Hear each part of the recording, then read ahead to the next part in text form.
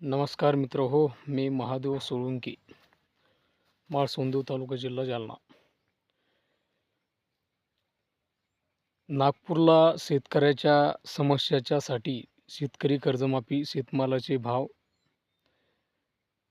अतिवृष्टीचे अनुदान आणि अनेक शेतकऱ्यांच्या न्याय हक्काच्या मागण्यासाठी बच्चू कडू यांच्या नेतृत्वात शेतकऱ्यांचं आंदोलन त्या ठिकाणी चालू होतं नागपूरला. आणि त्या बच्चू कडू आंदोलना समर्थार्थ बच्चू कडू यांच्या समर्थनासाठी मी स्वतः काल जालना जिल्ह्याच्या जिल्हा सत्र न्यायालयाच्या एका पत्राच्या शेडवरती जाऊन त्या ठिकाणी आंदोलन सुरू केलं होतं. ह्याच टायमाला माझं मीडियावरती माझं आंदोलन त्या ठिकाणी दाखवलं गेलेलं आहे. आणि ते आंदोलन चालू असताना बरेच लोक त्या ठिकाणी जमाही झाले होते. जिल्हा अधिकारी आले होते, कोर्टाचे न्यायाधीशसुद्धा त्या ठिकाणी आले होते. आणि मी जे आंदोलन हाती घेतलं होतं ते बच्चू कडू यांच्या पाठिंब्यासाठी होतं. पण मला नंतर मला स्वतः ती माहिती झाली. मी मोबाईलवरती बघितली की बच्चू कडू काल मुंबईला जाऊन त्या ठिकाणी मॅनेज झाले म्हणजे ते कसे झाले, काय झाले ते त्याला माहिती, सरकारला माहिती कसे मॅनेज केले तर. पण बच्चू कडू यांच्यामुळे शेतकरी फसला. सरकारला शेतकऱ्याला फसवायचं होतं. बच्चू कडू यांच्या माध्यमातून शेतकरी फसवला गेला, शेतकऱ्याची भरदिवसा हत्या केल्या गेली.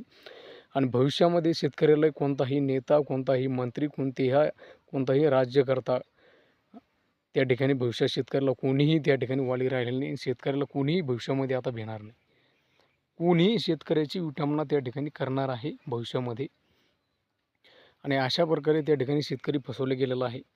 आता इथून पुढे शेतकऱ्यांचा कोणताही एखादा पुढारी ज्यावेळेस आंदोलनामध्ये शेतकऱ्याच्या सामील होईल आणि शेतकऱ्याचं नेतृत्व करून त्या ठिकाणी आंदोलन करण्याचा प्रयत्न त्या ठिकाणी करेल. पण शेतकऱ्यांनी आता भविष्यामध्ये विश्वासू माणूस त्या ठिकाणी निवडणं गरजेचं आहे.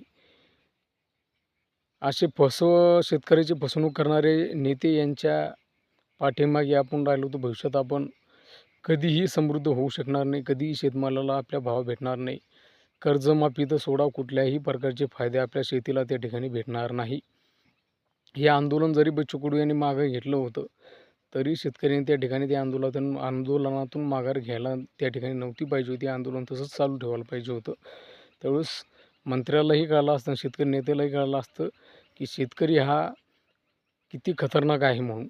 की इथं शेतकऱ्याला नेत्याचीही गरज नाही, कोणत्या आंदोलनकर्त्याचीही गरज नाही. स्वतः